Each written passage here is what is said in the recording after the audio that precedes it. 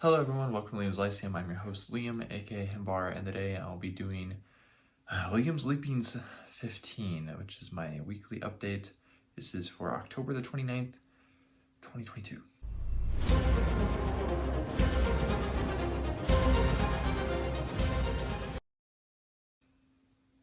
Okay, so I'll just go over the things I read real quick this week. So I'm still making my way through The Hammer and the Blade by Paul S. Kemp. This is the first book in Egel and Nix. I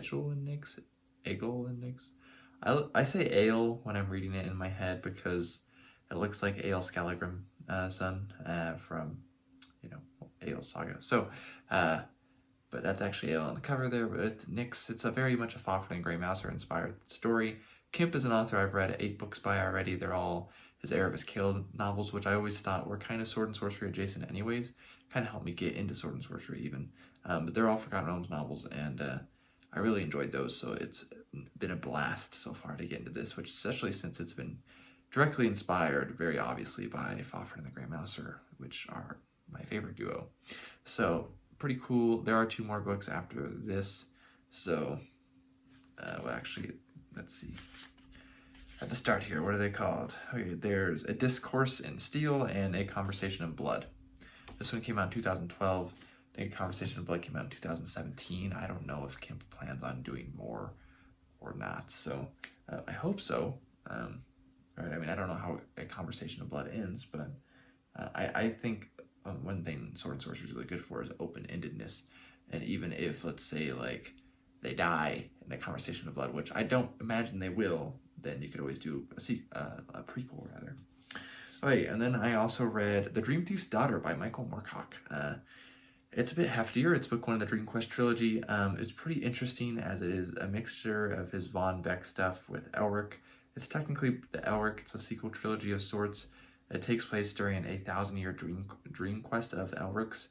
It involves Nazis and their rise to power in Germany after World War I. So it's pretty freaking awesome, I thought. I'm actually reading book 2 as well right now, The Skraeling Tree. I don't have a physical copy of that one right now, so but I'm enjoying this. I enjoyed this one more than I'm enjoying The Skraeling Tree. It's a little convoluted, the second one, but I am enjoying this one a lot.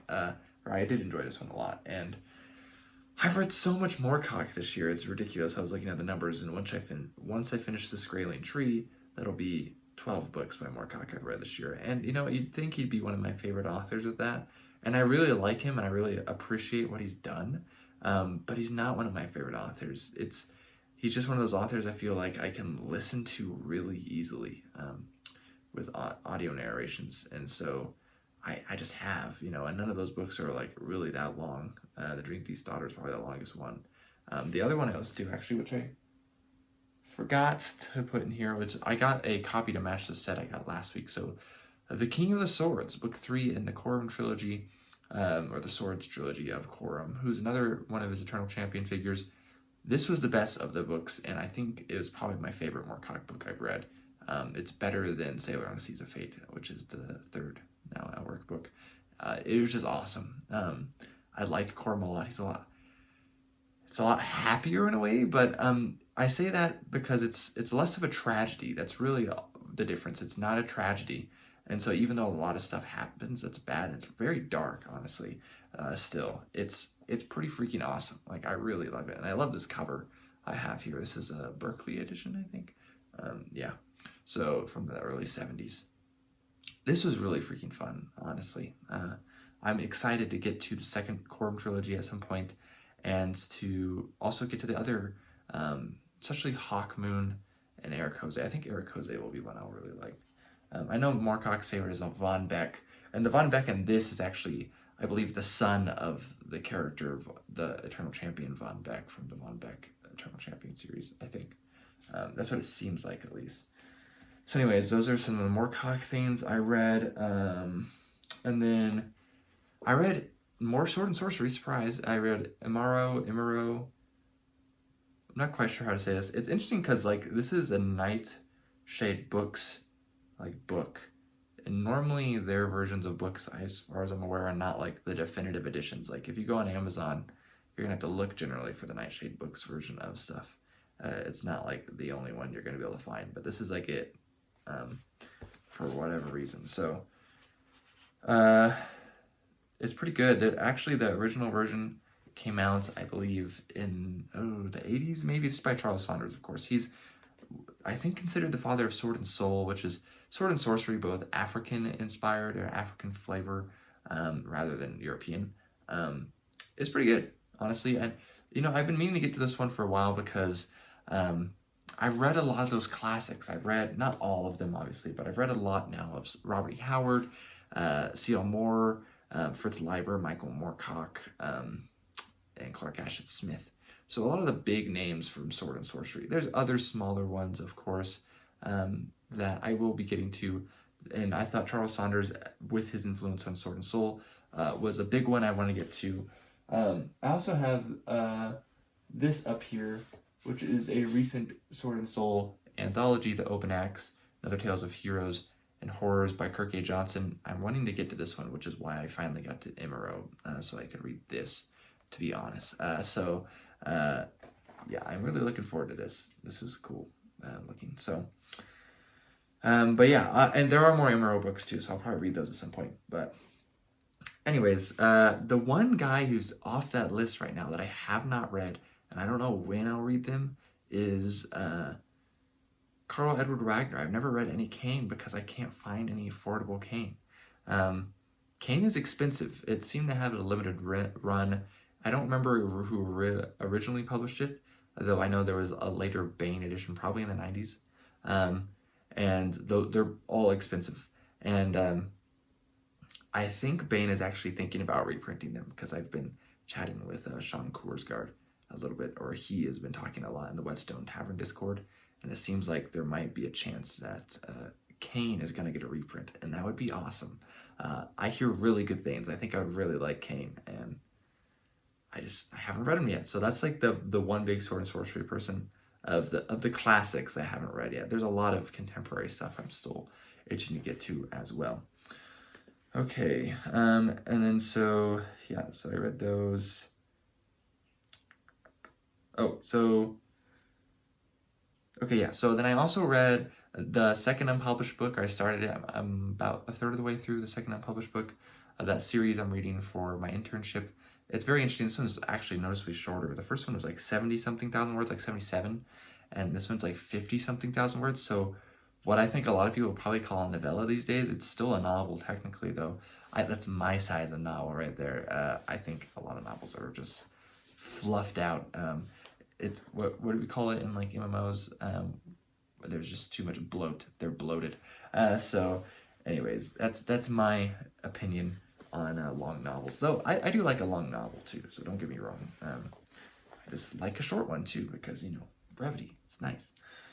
Okay, and so then I read that. Oh, and one other novel that hopefully I'll have a picture up for here came out on Tuesday, the 25th, was Dark Souls Mask of Vindication by Michael Stackpole, if I'm remembering his name correctly. I actually met him at FanX, and I got a poster for this book because it wasn't out yet, signed by him. So this is basically the cover for the book, so I actually don't need to put up an image here. That's awesome. I have this here. It is the first official Dark Souls novel, and I don't play Dark Souls, not really. I've played a little bit, and it's cool, honestly. I really like it, especially since it does some things that I wouldn't expect like a novelization from video games going into. It doesn't have like any names because he wasn't allowed to use like any names from like the first 3 Dark Souls games for whatever reason. But it's still pretty interesting. I'm enjoying it. I'm not very far into it, but I am reading it on my Kindle. I think I might get a hard copy at some point. We'll see. I don't even know who the publisher is. It seems kind of weird. I wonder if their print is like small or what. So, yeah. So the Dark Souls book, which was pretty interesting, and I'm enjoying it. So, and then I finally finished Nightside: The Long Sun. So now I have the dust jacket on it. This was great. Phenomenal. Honestly, it's Gene Wolfe. Not my favorite, but I've read by Gene Wolfe, but really stinking good. And Gene Wolfe is one I'm slowly getting through, and I think at some point he will be not my most read author, but one of my most read authors, because at some point I probably will read everything by him. I do have time. So yes, Gene Wolfe, Night Side of the Long Sun, which is book 1 of Book of the Long Sun. So go ahead. Well, I'd probably actually recommend you read New Sun first, but Long Sun in some ways is easier to get into, actually. Though I still think New Sun's better, at least so far. So I actually don't have copies of books 2, 3, and 4. So I don't know when I'll be continuing this series. It's kind of sad. They're kind of hard to come by.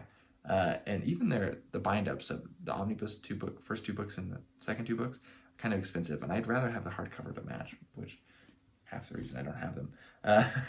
And so then the last book I read was, I go into my nonfiction, was Beowulf and the North Before the Vikings. I read 1 more chapter. Still great stuff. Tom Shippey. If you haven't read Tom Shippey and you want to get into nonfiction and you read a lot of fantasy, he might be one of the guys for you, honestly. He is phenomenal, and a lot of his writing actually is just about fiction in general. He has even a sci-fi book online called Hard Reading.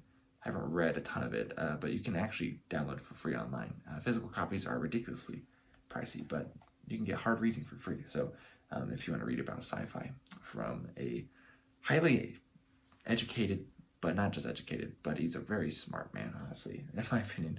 He's an idol of mine. So as far as short stories this week, oh, I forgot to get it out. It's over here, I think, actually, so that works. I read Guilty Creatures in Tales from the Magician's Schools, Volume 6 by Nathan Long. This is a pastiche of Fafhrd and the Grey Mouser, official Fafhrd and the Grey Mouser story. Only the second one ever. Another one actually comes out soon, though, in Tales from the Magician's School, issue 9. I don't know who's writing that one, though. It's pretty interesting. It's definitely not lighter, but it was still fun to read about the twain. So I haven't read the other pastiche, which is right here, if you can kind of see it. So yeah, that is a novel that came out in the 90s. Okay, and then we have The Striking of the Gong by Robbie Howard. I read that in this Cole bind-up again. Really short. I actually really liked it, though. It's pretty cool. It's very cosmic horror-y. I don't think it's one of the published stories, but it's very short. And then I read, 2 stories in here. So I read The Masters by Ursula K. Le Guin, which is kind of like a post-apocalyptic, like, religious story. That's the first thing I've ever read by Le Guin that's actually fiction, that is. And then I also read Horsemen by Roger Zelazny, which is also interesting. It's kind of like a science fantasy. It's really, really short, Horsemen is. So, yeah, I thought it'd be fun just to get through this. This is actually a Sword and Sorcery annual. It came out in 1975, published by Fantastic, I believe, yes, which was a magazine at the time who did Sword and Sorcery and other things like that. So the Sword and Sorcery annual is the only one. They never did another one for whatever reason. So, and then, yeah, that's what I read this week. So I think I'm going to keep it short. I didn't get as much writing in this week as I would like to. Oh, I did get 1 book, actually. So I did get my physical copy of New Edge, Sword and Sorcery, issue 0. This is at cost, so you just pay like $3-4, I think, at least in the US, and you get it shipped to you, at least on Amazon. It's a print on demand. They're not making any money from it, so whatever it costs to print is what you pay, essentially. So that means hardcover is also really cheap. Hardcover is like $12 or something. So I've been reading stories through this, but I didn't get to one this week. I didn't read as many short stories this week. So it's nice to have a nice floppy magazine in my hand, though. So we got some cool art, and honestly, I'm really looking forward to finishing out this. Yes, C.L. Moore and his Religiouari. Anyways, yeah, lots of good stuff to read. So I will be reading more this week. Let me know what you've read this week.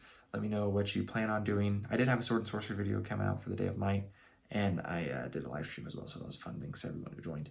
And thanks for everyone who subscribed. I got a lot of subscribers, mostly because Michael Kayvon shared my channel for the Day of Might as well. So thanks, Michael. And that was a great video that you did, by the way. So I agree with your recommendations for what it's worth. But anyways, this has been Liam with Liam's Lyceum. I will catch you next time.